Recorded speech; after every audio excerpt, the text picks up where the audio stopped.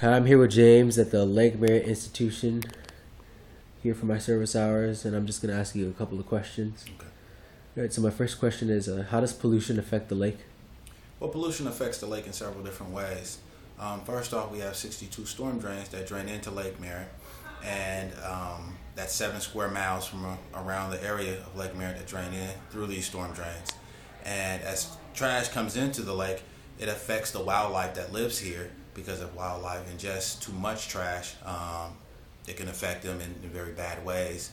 And also, it affects the oxygen levels in the water because to break down to about any material that's breaking down needs oxygen in that process, and it can deplete oxygen levels in the water, creating a dead zone, which Lake Merritt has a couple of, which are areas that don't have enough oxygen to support life, or the breakdown process of trash, and that also can impair the body of water.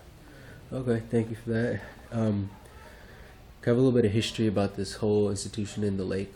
Just a little bit of history. Okay. Well, the lake was started in the 90s. The Lake Merritt Institute was started by Dr. Richard Bailey, and it started off with a few It grown into a large institution, like help from the volunteers around Oakland and from a lot of other cities. And volunteers, they come down. We have scheduled cleanups from Saturday, and we have cleanup in which we go out with the volunteers and we show them how to use the nets. We show them videos and things like that and can give them history about the lake. And you can also, 7 days a week, use the You Clean It boxes, which have codes and locks.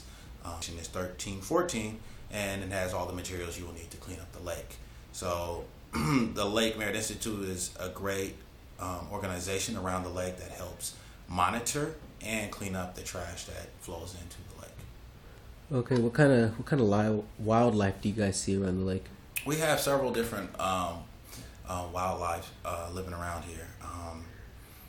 The countless amount of birds around here, from American coots, cormorants, double-crested cormorants, black-crowned night herons, pelicans, seasonal. White pelicans are seasonal, as well as the brown pelicans.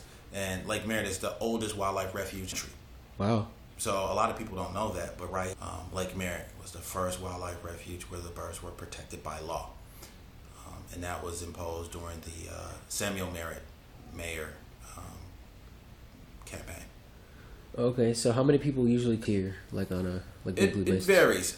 We have organized cleanup days on Tuesday and Saturday, which we will generally accommodate groups, large groups. So sometimes you can have anywhere from 10 to 100 people show up for cleanups.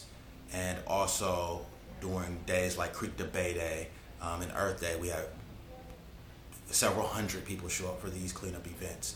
But generally on the weekends and on Tuesdays, we can have anywhere from 10 to 100 people show up. Wow.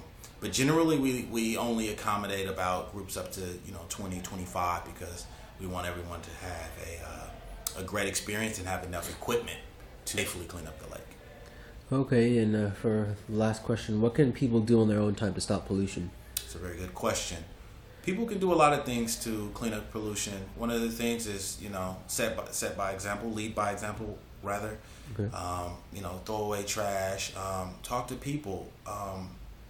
Just a couple of years ago, maybe about 10 years ago, I learned the difference storm drain and the sewers because I used to watch a cartoon, the Ninja Turtles, and they used to be in the sewers, which looked like the storm drain. And this can misrepresent what these systems do.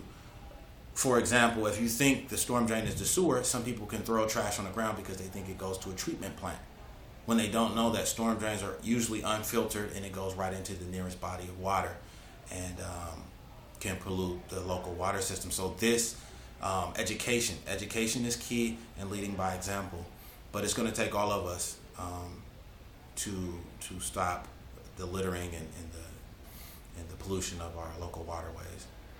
Okay, can you give us a little bit of your personal background about your career here at this institution?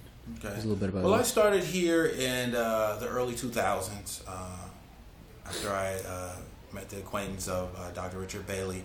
And so I came in and I started to help out with some volunteer work, doing some lake analysis, checking for bacteria level, oxygen levels, and things of that nature.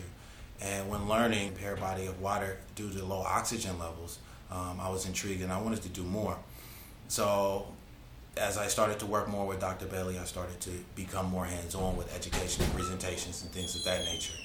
So I've been here for a couple of years now, and I feel that even though you don't get a monetary reward for the work that you do, you definitely feel good afterwards. And when you're around and you see all the people enjoying the lake, that you are a part of why people are enjoying the lake. Okay, well, thank you for answering these questions, James. Thank you for your time. Thank you.